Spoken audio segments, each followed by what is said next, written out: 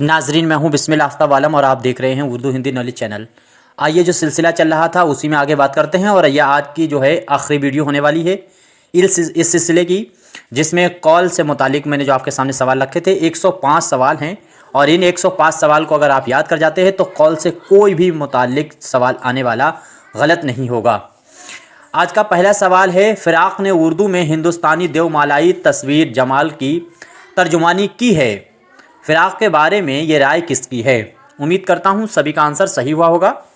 फटाफट जवाब देने की कोशिश कीजिएगा। मजनू गोरखपुरी हैं, फ़िराक़ गोपीचंद नारंग है, असगर गोंडवी हैं या फिर सलाम संदेलवी हैं। तो ये बात जो फ़िराक़ के अंदर देवमालाई अनासर पाए जाते हैं, ये बात किसने कही है?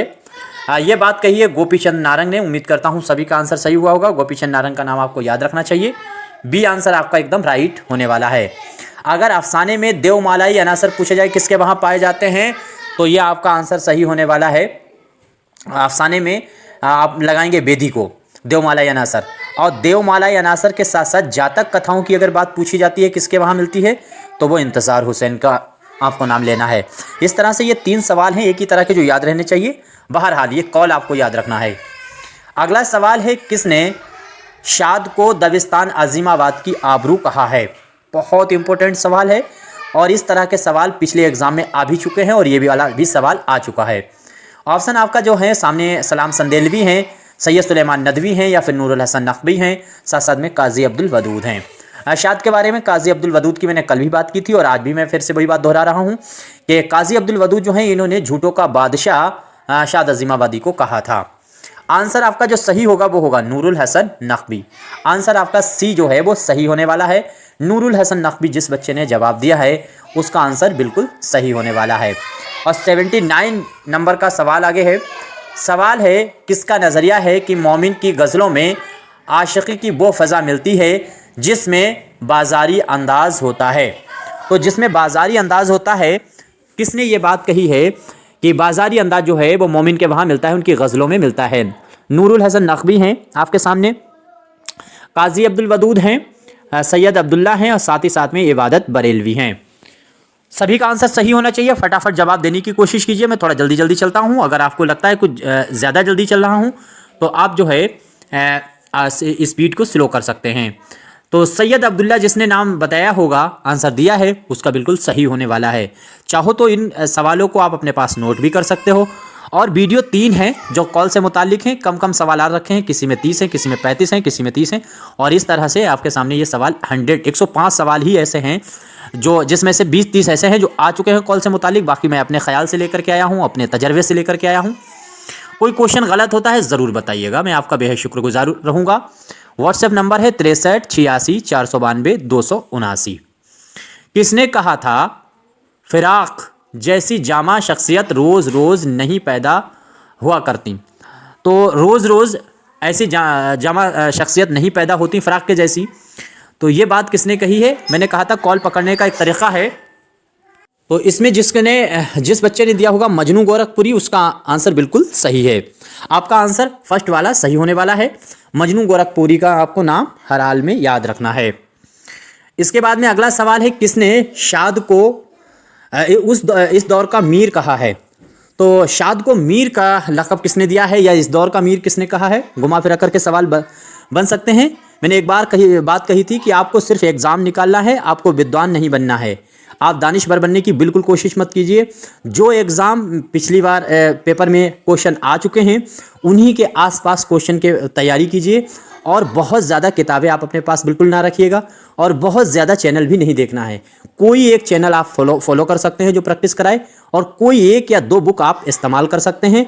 और बाकी जो इस्तेमाल करेंगे वो सिर्फ़ और सिर्फ अपने हस्तलिखित नोट्स को ही इस्तेमाल करेंगे। तो इसमें उम्मीद करता हूँ सैयद सुलेमान नदवी जिसने जवाब दिया होगा उसका आंसर बिल्कुल सही होने वाला है। आंसर आपका सही होगा बी। तो ढेर सी किताब पढ़ने की कोशिश में ना रहिए, बहुत ज़्यादा किसी चीज़ को रटने की कोशिश ना कीजिए, क्योंकि जितना ज़्यादा रटेंगे, कुछ बच्चे ऐसे होते हैं कि एक दिन में सिर्फ 5 या 4 राइटर को पढ़ते हैं और दिन भर उन्हीं को पढ़ते हैं, फिर अगले दिन 4-5 राइटर यानी रट करके बिल्कुल पढ़ते हैं। वो उनका तरीक़ा गलत है। जितनी तेज़ी से आप मुट्ठी बंद करेंगे, मैंने कहा था उतनी जल्दी हाथ थक जाएगा, आराम चाहने लगेगा। ऐसे ही रटना होता है। जितना ज़्यादा कोशिश से आप रटेंगे उतनी ही जल्दबाजी में आप भूलेंगे। सवाल है मिर्ज़ा गालिब के लिए शायरी मौसीकी और मौसीकी शायरी है, ये बात किसने कही है? और ये सवाल कई बार रिपीट हो चुका है। तो इस तरह के सवालात जिसको आता है उसके लिए ठीक है, उसको आगे बढ़ जाना चाहिए। जिसको नहीं आता है उसे हर कीमत पे एक दो बार रिपीट करना चाहिए, दिमाग में आंखें बंद करके। तो अब्दुल रहमान बिजनौरी आपको नाम याद रखना है, माहिर गालिब माने जाते हैं। मालिक राम भी माहिर गालिब हैं। जगन्नाथ आज़ाद का भी नाम याद रखिएगा, वो माहिर इकबाल हैं। गालिब को पहला फ़लसफ़ी शायर किसने कहा है? उम्मीद करता हूँ सभी का आंसर सही होगा। मालिक राम हैं, अब्दुल रहमान बिजनौरी हैं, यूसुफ हुसैन खान हैं और आल अहमद सुरूर हैं। तो जिस बच्चे ने जवाब दिया होगा यूसुफ हुसैन खान, उसका आंसर बिल्कुल एकदम सही है और आंसर आपका सही होगा सी। जिसने जवाब दिया है सी, उसका आंसर एकदम सही है। अगला सवाल है, किसने अपने कलाम को ख़ास पसंद करार दिया है? इससे मुतालिक एक बात और याद रखिए कि सवाल का एक और तरीक़ा होता है ढंग पूछने का इस तरह के, किसने अपने कलाम को ख़ास पसंद करार दिया है, या यूँ कह सकते हैं किसने अपने कलाम को जादू की पुड़ी कहा है? ये सवाल दोनों आपको यहीं पे याद कर लेना चाहिए। तो इसमें आंसर जो सही होगा वो होगा मीर तकी मीर। ख़ास पसंद अपना कलाम इन्होंने कहा है, जादू की पुड़ी भी इन्होंने अपना कलाम को कहा है। तो ये दोनों बातें याद रहें। अगला सवाल है, किसने कहा था मीर की शायरी दिल्ली और दिल का मरसिया बन गई है? दिल्ली और दिल का मरसिया बन गई है, ये बात आपको याद रखनी है, किसने कही है? देखिए ये चार ऑप्शन आपके सामने हैं जिनको आपको याद रखना चाहिए। इसमें जो सबसे पहला आंसर है वो निसार अहमद फ़ारूक़ी का। उन्होंने ज़िक्र मीर जो इनकी खुदनविश्त है मीर तही मीर की, उसका उर्दू में तर्जुमा करने का काम निसार अहमद फ़ारूक़ी ने किया था। और ये बात जो कही है, जो आपको सवाल है, उसमें आंसर आपका सही होगा ख्वाजा अहमद फ़ारूक़ी। ख्वाजा अहमद फ़ारूक़ी ने मीर की शायरी को दिल्ली और दिल का मरसिया कहा है। फ़िराक़ जो है उन्होंने मीर की शायरी को भीतरी चोट कहा है। ये भी चीज़ आपको याद रहनी चाहिए। तो ये चीज़ उम्मीद करता हूँ। अच्छा, आप में से कौन बताएगा कि ये बात किसने कही है? ख्वाजा वासिद जो हैं इन्होंने क्या कहा है मीर के बारे में? बहुत इंपॉर्टेंट बात इन्होंने कही है। कोई कमेंट करके बताता है तो देखते हैं, उसका नाम लेंगे। पिछली वीडियो में मैंने जो सवाल किया था उसका जवाब सिर्फ नुसरत जहाँ ही ने ही दिया है, बाकी और बच्चे नहीं दे पाते हैं। पता नहीं, आप टाइप नहीं करते हैं। बहुत सी चीज़ें आप टाइप कर देते हैं, लेकिन आंसर जो पूछा जाता है वो नहीं टाइप करते हैं। करना चाहिए, कोशिश करना चाहिए, और फिर वो हमेशा के लिए याद हो जाएगा। सवाल है, वली दखनी को चासर और फ़ारसी शायर रूदकी जो हैं उनका दर्जा किसने दिया है? तो वली दखनी को अंग्रेज़ी राइटर चासर का भी दर्जा दिया जाता है, बराबरी का कहा जाता है, और फ़ारसी शायर रूदकी जो हैं उनके बराबर कहा जाता है। ये दोनों बातें किसने कही हैं? आसान सा सवाल है। वली दखनी की ज़्यादा अगर तारीफ़ कहीं नज़र आए और या फिर बहुत ज़्यादा ज़ौक़ की तारीफ़ नज़र आए तो उसमें आप एक कॉमन फैक्ट भी ले सकते हैं, और आंसर आपका सही होगा मोहम्मद हुसैन आज़ाद। मोहम्मद हुसैन आज़ाद कहना चाहिए, याद रखना चाहिए। अगला सवाल है, गज़ल से मुतालिक किसका ख़याल है कि गज़ल का ख़मीर इश्क़ व मोहब्बत है? गज़ल का ख़मीर इश्क़ व मोहब्बत है। यहाँ पे जो चार ऑप्शन दिए गए हैं, इन चारों ने गज़ल के बारे में जो जो कहा है हर हाल में आपको मालूम होना चाहिए, और आसान भी है, सबको मालूम भी होगा। आसान चीज़ें इन्होंने कही हैं। कुलवल्ला वाली बात जो है, चावल पर कुलवल्ला लिखने की बात गज़ल के बारे में किसने कही? आल अहमद सुरूर ने। और कुलवल्ला की बात कही तो गज़ल को काफिर भी इसी ने कहा है। ये चीज़ भी आपको अच्छा रहना चाहिए। और दूसरी चीज़, गज़ल हमारी तहज़ीब में, तहज़ीब हमारी गज़ल में, ये बातें जो हैं वो रशीद अहमद सिद्दीक़ी की हैं। मालूम है, छोटी छोटी चीज़ें हैं। फ़िराक़ शायरी नहीं, इत्र शायरी वगैरह का जो है, फूलों की माला वगैरह जो है बातें फ़िराक़ ने कही है गज़ल के बारे में। आंसर जिसने भी दिया होगा शिबली, उसका आंसर सही है, शिबली नौमानी। अगला सवाल है, राक़मुल हुरूफ़ की तबीयत ने अपने लिए इस नाफ़ सुखन में गज़ल को अपने हस्ब हाल पर मुंतखब कर लिया है। बहुत इंपॉर्टेंट सवाल है गज़ल के बारे में। उम्मीद करता हूँ सभी का आंसर सही हुआ होगा। तो इसमें जिस बच्चे ने, फ़राक़ है, साथ साथ में शिबली हैं, आल अहमद सुरूर हैं और हसरत मोहानी हैं। इसमें आपको आंसर याद रखना चाहिए। आंसर आपका सही होगा जो वो है हसरत मोहानी। उम्मीद करता हूँ सभी का आंसर सही हुआ होगा। देखिए बहुत से ऐसे बच्चे हैं दूसरों को कॉपी करते रहते हैं। दूसरों को कॉपी नहीं करना चाहिए। अमूमन बच्चे जो हैं वो नोट्स दूसरों के लिखे हुए चाहते हैं, और तमाम ऐसी चीज़ें हैं जो दूसरों को ही फॉलो करते हैं। तो ये दूसरों को फॉलो करने से अच्छा है कि अपनी रास्ता खुद तैयार करें और अपने नोट्स खुद तैयार करें। ज़्यादा से ज़्यादा अपने नोट्स तैयार करना चाहिए। अनीस बा दबीर ने उर्दू रुबाई निगारी की शर्म रख ली। बहुत इंपॉर्टेंट कॉल है, ये पूछा भी जाता रहता है। तो अनीस और दबीर इन दोनों ने रुबाई निगारी की शर्म रख ली है। ये बात आपको याद रहनी चाहिए। इमदाद इमाम असर की कही हुई है। इमदाद इमाम असर जो हैं उनका नाम आपको नहीं भूलना है। अगला सवाल है, किसने कहा था कि मीर अनीस ने मरसिया गोई के साथ मरसिया ख्वानी को भी एक फ़न बना दिया? Very very important. क्या आपका आंसर सही होगा? इमदाद इमाम असर, या फिर नासिख हैं, दबीर हैं, या फिर अब्दुल हलीम शरर हैं? फटाफट जवाब देने की कोशिश कीजिए। उम्मीद करता हूँ सभी का आंसर सही हुआ होगा। जिस बच्चे ने जवाब दिया होगा डी, उसका आंसर एकदम राइट है। अब्दुल हलीम शरर ने यह बात कही थी कि मरसिया जो है गोई के साथ साथ मरसिया ख्वानी को भी फ़न बना दिया है अनीस ने। अब्दुल हलीम शरर का ये कहा हुआ। अब्दुल हलीम शरर के बारे में एक चीज़ बहुत इंपॉर्टेंट है। गुज़िश्ता लखनऊ के नाम से मजमून पूछा जाए किसका है, तो अब्दुल हलीम शरर का है। लखनऊ में पैदा हुए, लखनऊ में इंतकाल हुआ था इनका। अगला सवाल है, अनीस के हर लफ्ज़ और मुहावरे के आगे सबको सर झुकाना ही पड़ता है, किसका नज़रिया है? बहुत आसान सा सवाल है। अब्दुल हलीम शरर हैं, गालिब हैं, आतिश हैं, साथ साथ में हाली है। तो इसमें कौन सा आंसर सही होगा? फटाफट जवाब देने की कोशिश कीजिए। क्वेश्चन मैं फिर कहता हूँ, जो भी गलत होता है उसको ज़रूर बताइएगा, मैं आपका बेहद शुक्रगुजार रहूँगा। और जो प्रैक्टिस सेट मेरे आने वाला है किताबी सूरत में, उसमें भी ये सारे क्वेश्चन टॉपिक वाइज आपको मिलेंगे। मिक्सअप आपको क्वेश्चन मिलेंगे, सारे मिक्स किए हुए भी मिलेंगे, टॉपिक वाइज अलग मिलेंगे, और वन लाइनर क्वेश्चन अलग मिलेंगे। इंपॉर्टेंट, बहुत ज़्यादा चीज़ें उसमें फालतू की नहीं शामिल की जाएंगी। जो क्वेश्चन एग्जाम में आते हैं सिर्फ वही किताब में शामिल करने की मैं कोशिश करूँगा। पिछले 7 साल का जो मेरा तजर्बा है वो उस किताब में आने वाला है, और पिछले 1 से 1.5 साल गुजर गया है उस किताब को कंप्लीट करते करते। काटा पीटी बहुत होती है, क्वेश्चन हटाए जाते हैं, बढ़ाए जाते हैं, हटाए जाते हैं, बढ़ाए जाते हैं। कई बार उस पर रिसर्च किया जा रहा है, इस तरह से उसमें देर भी हो रही है। और नंबर 1 के क्वेश्चन मैं आपके सामने लाने की कोशिश करूँगा। मसनवी है सहरुल बयान के बारे में, किसने ये कहा है कि इस मसनवी की ज़बान 100 साल बाद के इंसानों की ज़बान का मुशाबा है? देखिए, बहुत से बच्चे हैं उन पे वो वीडियो काट करके अपने चैनल से लोड कर देते हैं। मेरी वीडियो को आप लोड कर सकते हैं, जो चीज़ चाहे वो लोड कर सकता है अपने चैनल से। और दूसरी चीज़, मेरी तरफ से कोई भी कॉपीराइट और स्ट्राइक नहीं आएगा, क्योंकि मेरा पेशा जो है वो सिर्फ चैनल को चला करके पैसा पैदा करना नहीं है जो हम आपके स्ट्राइक लगाएं। स्ट्राइक नहीं लगेगी।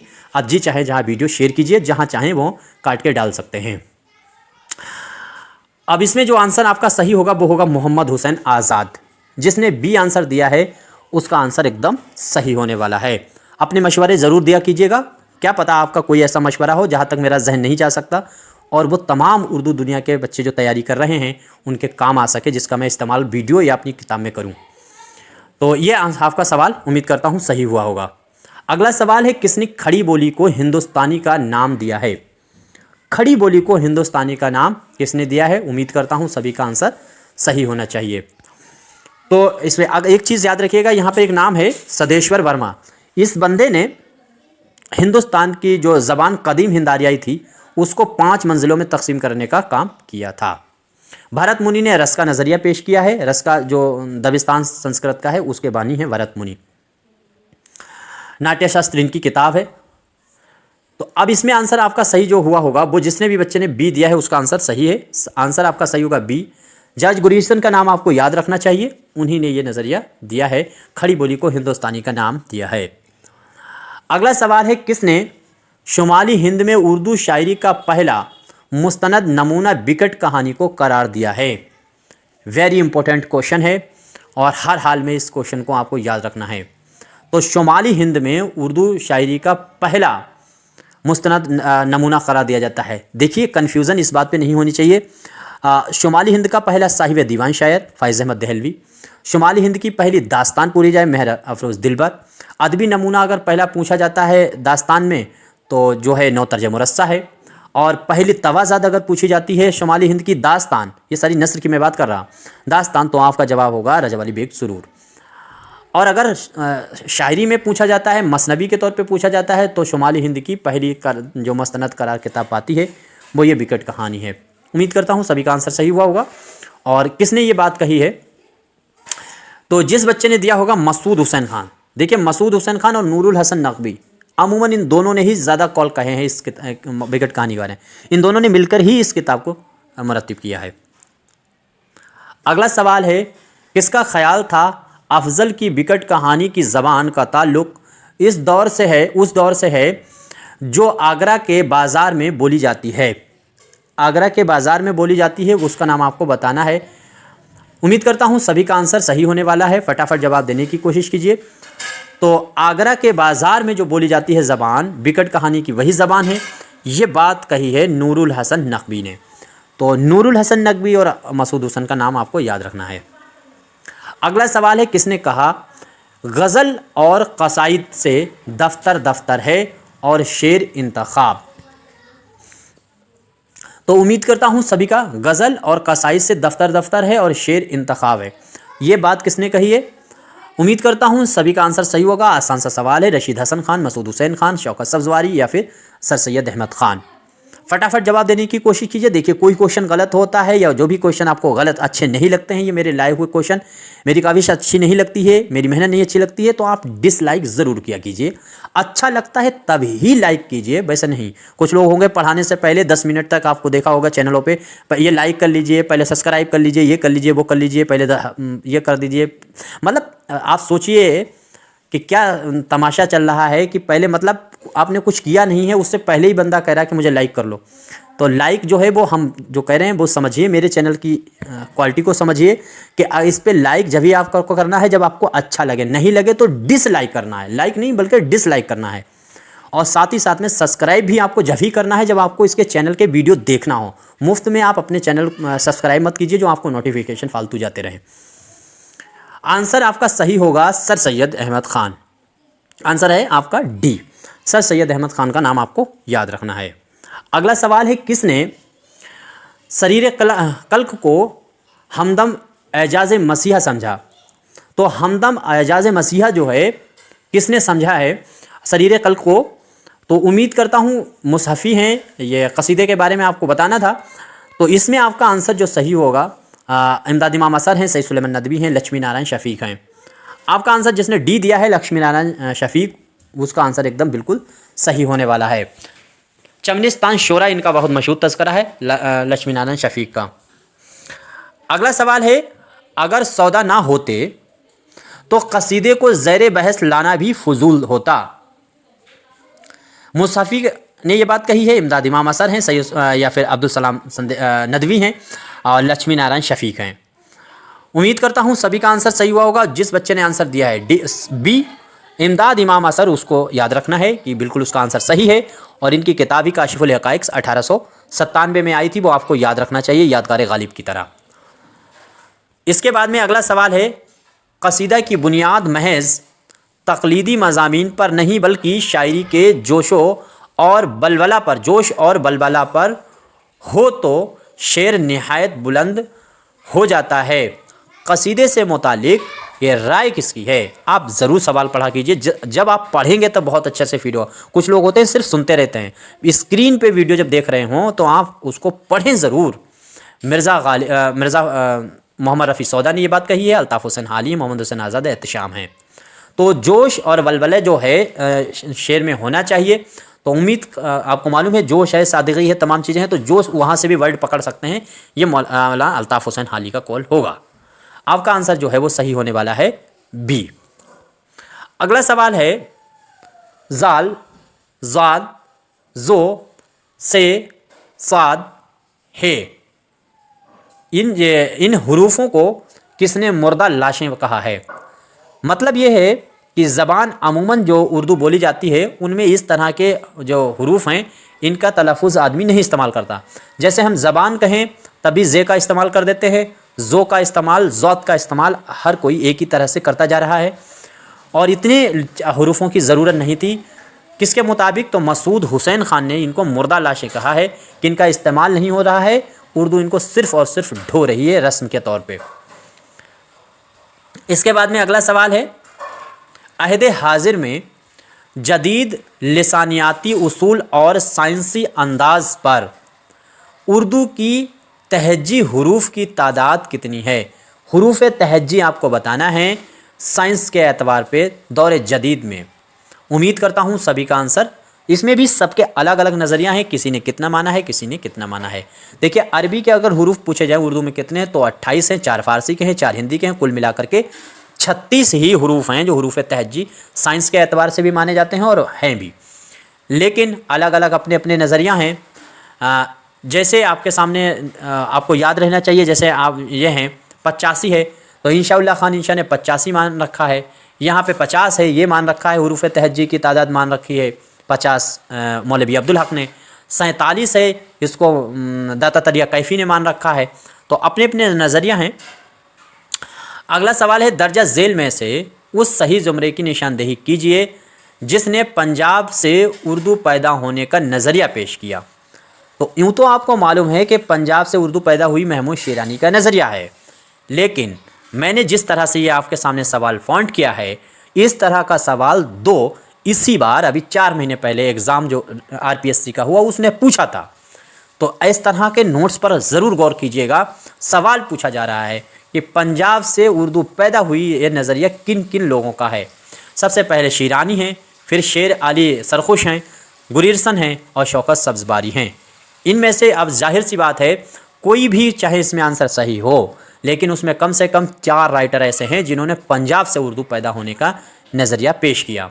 फटाफट जवाब देने की कोशिश कीजिए। उम्मीद करता हूँ सभी का आंसर सही हुआ होगा। तो इसमें जिस बच्चे ने आंसर दिया होगा सी, उसका आंसर एकदम राइट है। आंसर आपका सही होगा।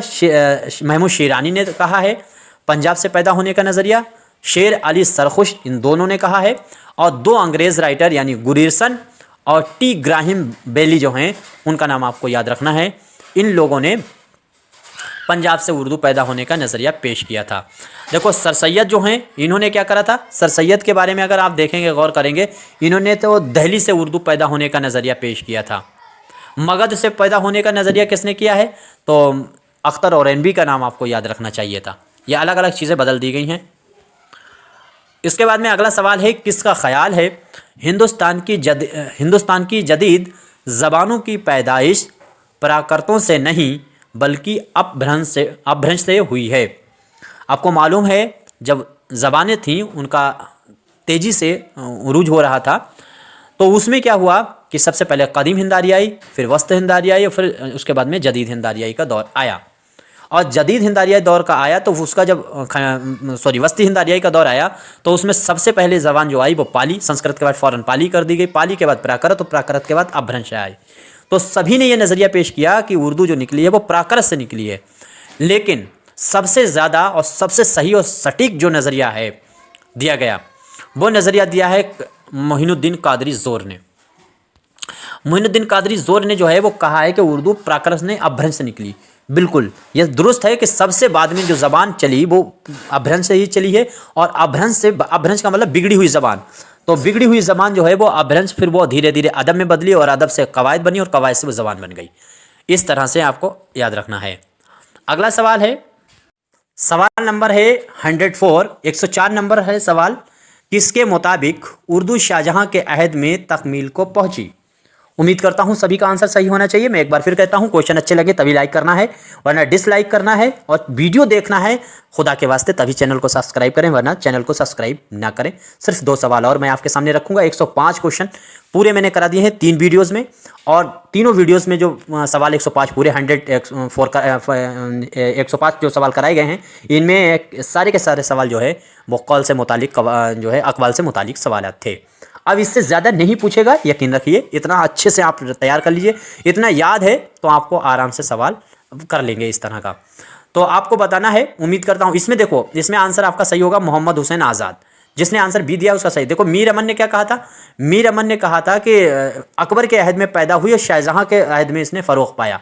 तो शाहजहाँ के अहद में फ़रोग़ पाने की बात जो है वो मीर अमन दहलवी ने कही है, और शाहजहाँ के दौर में अहद में तकमील को पहुंची उर्दू, ये बात आज़ाद ने कही है।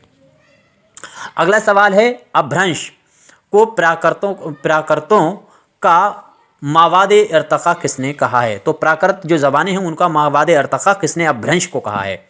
उम्मीद करता हूँ सभी का आंसर सही हुआ होगा, और आंसर आपका सही होगा सुदेश्वर वर्मा।